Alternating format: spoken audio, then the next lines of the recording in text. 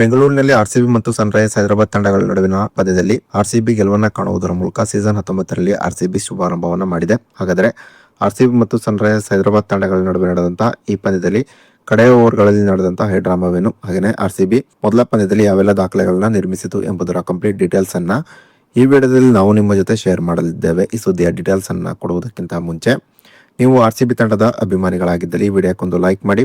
ಹಾಗೆ RCB season 19ರಲ್ಲೂ ಕೂಡ champion ಆಗಿ ಹೊರಹೊಮ್ಮುತ್ತದೆ ಅಂತ ನಿಮ್ಗೆ ಅನ್ಸುತ್ತದೆಯೋ ಅಥವಾ ಇಲ್ಲವೋ ಎಂಬ ನಿಮ್ಮ ಅನಿಸಿಕೆಯನ್ನ ತಪ್ಪದೇ ಕಮೆಂಟ್ ಬಾಕ್ಸ್ ಅಲ್ಲಿ ತಿಳಿಸಿ ಕೂಡ.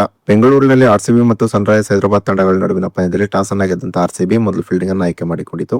ಇನ್ನು ಟಾಸ್ ಸೋತು ಮೊದಲು ಬ್ಯಾಟಿಂಗ್ ಇಳಿದಂತಹ ಸನ್ರೈಸರ್ಸ್ ಹೈದರಾಬಾದ್ ತಂಡ ನಿಗದಿತ 20 ಓವರ್ಗಳಲ್ಲಿ 9 ವಿಕೆಟ್ ಅನ್ನು ಕಳೆದುಕೊಂಡು 201 ರನ್ಗಳನ್ನ ಹೊಡೆಯಿತು. ಸನ್ರೈಸರ್ಸ್ ಹೈದರಾಬಾದ್ ತಂಡದ ಪರವಾಗಿ ನಾಯಕ ಇಶಾನ್ ಕಿಶನ್ 38 ಎಸೆತದಲ್ಲಿ 80 ರನ್ ಅನ್ನು ಹೊಡೆದರೆ ಅನಿಕೇತ್ ವರ್ಮಾ 18 ಎಸೆತದಲ್ಲಿ 43 ರನ್ ಅನ್ನು ಹೊಡೆದರು. ಇನ್ನು ಆರ್ಸಿಬಿ ತಂಡದ ಪರವಾಗಿ ಜಾಕೋಬ್ ಡಫಿ 22 ರನ್ಗಳಿಗೆ 3 ವಿಕೆಟ್ ಅನ್ನು ಪಡೆದುಕೊಂಡರೆ ರೊಮಾರಿಯೋ ಶೆಫರ್ಡ್ 54 ರನ್ಗಳಿಗೆ 3 ವಿಕೆಟ್ ಅನ್ನು ಪಡೆದುಕೊಂಡರು.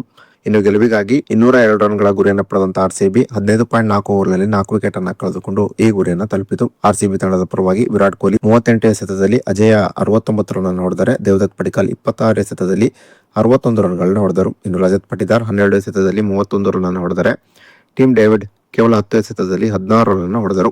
ಆರ್ಸಿಬಿ ಒಂದು ಹಂತದಲ್ಲಿ ಅತಿ ಸುಲಭವಾಗಿ ಗೆಲುವಿನತ್ತ ದಾಪುಗಾಲನ್ನು ಇಡುತ್ತಿತ್ತು. ಆದರೆ ರಜತ್ ಪಟಿದಾರ್ ಔಟ್ ಆದ ನಂತರ ಬ್ಯಾಟಿಂಗ್ಗೆ ಬಂದಂತ ಜಿತೇಶ್ ಶರ್ಮಾ ಗೋಲ್ಡನ್ ಡಕ್ ಆದರು. ಈ ಹಂತದಲ್ಲಿ ಸ್ವಲ್ಪ ಮಟ್ಟಿಗೆ ಆರ್ಸಿಬಿ ಅಭಿಮಾನಿಗಳಲ್ಲಿ ಆತಂಕ ಮೂಡಿತ್ತು. ಆದರೆ ಟೀಮ್ ಡೇವಿಡ್ ವಿರಾಟ್ ಕೊಹ್ಲಿ ಜೊತೆ ಸೇರಿ ಅಂತಿಮ ಓವರ್ಗಳಲ್ಲಿ ಭರ್ಜರಿ ಬ್ಯಾಟಿಂಗ್ ಪ್ರದರ್ಶನ ತೋರುವುದರ ಮೂಲಕ ಆರ್ಸಿಬಿಯನ್ನ ಸುಲಭವಾಗಿ ಗೆಲುವಿನ ದಡ ಸೇರಿಸಿದರು. ಇನ್ನು ಈ ಪಂದ್ಯದಲ್ಲಿ 21 ಎಸೆತದಲ್ಲಿ ಅರ್ಧಶತಕವನ್ನು ಸಿಡಿಸುವುದರ ಮೂಲಕ ದೇವದತ್ ಪಡಿಕ್ಕಲ್ ತಮ್ಮ ಐಪಿಎಲ್ ಕರಿಯರ್ನಲ್ಲಿ ಅತಿ ವೇಗವಾಗಿ ಅರ್ಧಶತಕ ಸಿಡಿಸಿದ ದಾಖಲೆಯನ್ನ ದೇವದತ್ ಪಡಿಕ್ಕಲ್ ನಿರ್ಮಿಸಿದರು. ಇನ್ನು ವಿರಾಟ್ ಕೊಹ್ಲಿ ಈ ಪಂದ್ಯದಲ್ಲಿ ಅಜೇಯ 69 ರನ್ಗಳನ್ನ ಹೊಡೆಯುವುದರ ಮೂಲಕ ಐಪಿಎಲ್ ಇತಿಹಾಸದಲ್ಲಿ ಚೇಸಿಂಗ್ ವೇಳೆಯಲ್ಲಿ 4000ಕ್ಕಿಂತ ಹೆಚ್ಚಿನ ರನ್ ಅನ್ನು ಗಳಿಸಿದ ಏಕೈಕ ಬ್ಯಾಟ್ಸ್ಮನ್ ಎಂಬ ದಾಖಲೆಯನ್ನ ವಿರಾಟ್ ಕೊಹ್ಲಿ ನಿರ್ಮಿಸಿದ್ದಾರೆ.